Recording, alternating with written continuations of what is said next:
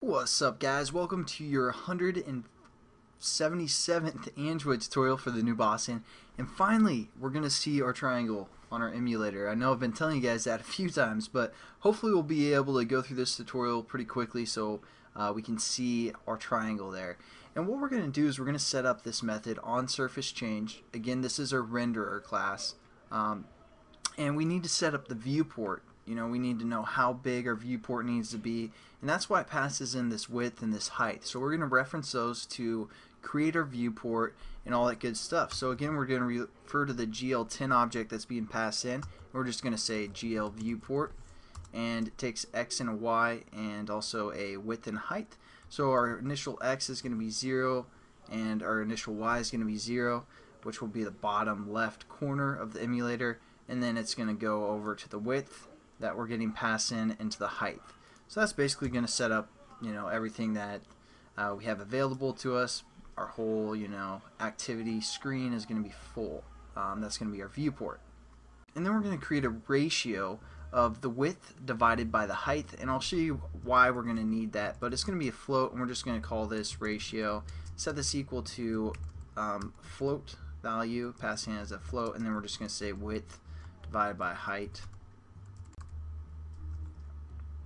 And so again, that's just a ratio of our width to our height, because when our our device changes, we want to have the ratio the same, whether it be in portrait or in landscape mode. So that's what we're going to need this ratio for.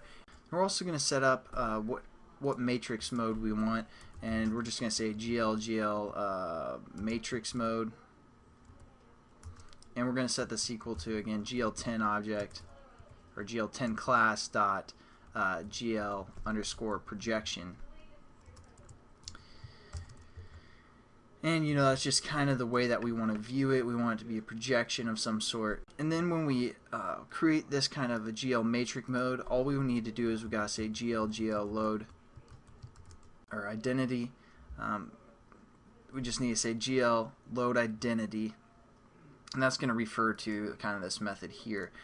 And then just quickly, we want to tell kind of give reference of how big our viewport is in 3 dimensions, because let's say we don't want to load all of our objects, so if we're this close, we want the square to load, or a triangle I should say, but if that goes far enough out of the screen, we're just gonna not let that render, so we're gonna save some performance.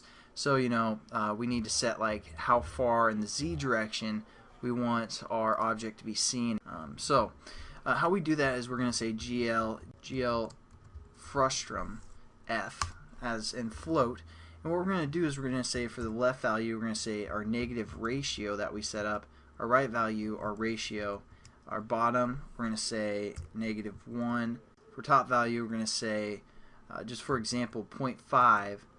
Our near Z is, again, the Z direction, how big we want that box to be that loads stuff within it. So we're going to say 1. This is going to basically be from the reference of where our camera's at. So it's going to be 1 is the starting point, and how far away from the camera is what we want the Z far to be. So we're going to set that to 25. So if our camera gets 25 away, then it's going to not load it. And we just have to say this is a float value here, and there we go. So basically what this frustrum is doing is it's telling the left value, the right value, bottom and top, all that good stuff. And again, the left value, we're using the ratio because, again, if we switch from landscape to portrait, we want to kind of have that left and that right value the same according to which view we're in. So that's why we set up that ratio as well. And actually, I'm sorry guys, but we'll finish this up in the next tutorial, because I know it's getting kind of long. I just want to give you guys again a quick overview of what we've done within this on surface change. Again, we just set our viewport, so basically our whole screen is going to be our viewport, or our whole activity I should say. And again, it's starting with GL. The bottom left corner is the 0, 0 position, and unlike when we did the canvas drawing, which the top left corner was 0, 0. So keep that in mind when you're working with GL or OpenGL. And then what we did is we set up a ratio to kind of handle what happens when the person changes their phone from portrait to landscape, and we're going to use this ratio later to define the frustrum, which is going to be basically our viewing area, where it's going to load all of our you know, shapes or triangles or whatever. And if it goes out of this kind of box surrounding those triangles, then it's not going to be able to see.